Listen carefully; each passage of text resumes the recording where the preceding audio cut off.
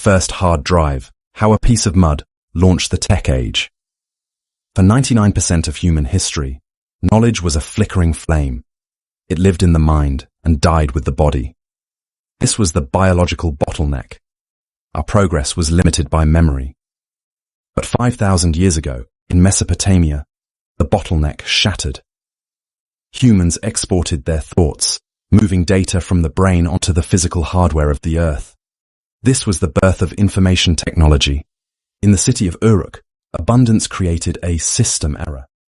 The human brain simply could not handle the big data of a burgeoning economy. Writing wasn't born from a desire to tell stories. It was born from accounting.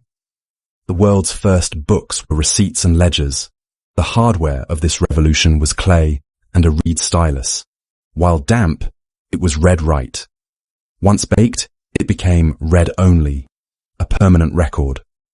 Scribes realized a symbol could represent a sound, not just an object.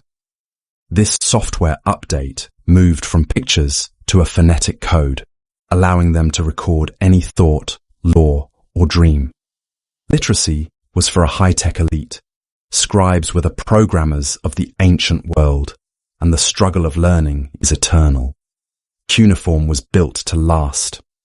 When libraries were burned, the heat fired the clay into stone, turning temporary records into permanent monuments.